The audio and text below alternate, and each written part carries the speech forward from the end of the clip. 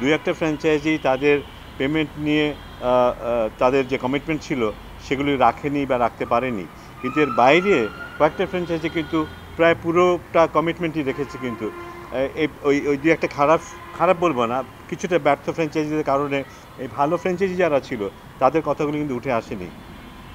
আজকে তাদেরকে আমরা থ্যাঙ্কস দিয়েছি, কিন্তু কারণ এরকম ক্রিটিক্যাল একটা সিচুয়েশনে, প্রেশার সিচুয়েশনে তারা কিন্তু তাদের দিকটা রেখেছে, তাদের কমিটমেন্টগুলো রেখেছে, তারা পেমেন্টগুলো সময় মতো করেছে বা করছে। সো এখন যারা করেনি তাদের ব্যাপারে আলাপ হয়েছে তাদের সাথে, তারা কিছু কিছু কমিটমেন্ট অবশ্যই করেছে।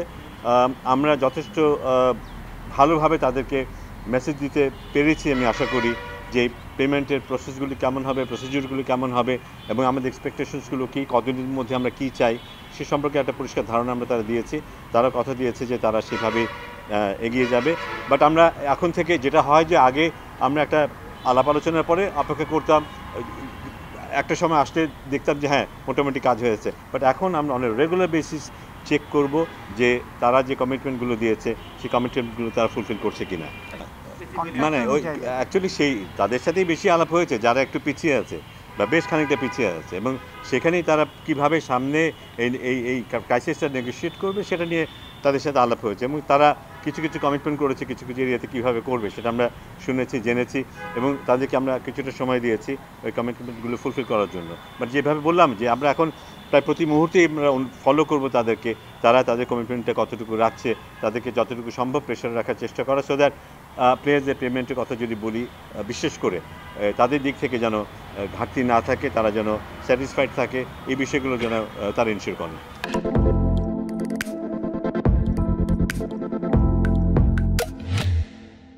না এই না আস্থাটা কিন্তু কম বলি, আস্থাটা কিছুটা কম বলেই কিন্তু এই কথাটা আসছে যে আমরা এখন প্রতি মুহূর্তেই ওদেরকে নজরদারিতে রাখছি, ইন এ সেন্স যে তারা তাদের কমিটমেন্টগুলো রাখছে কিনা।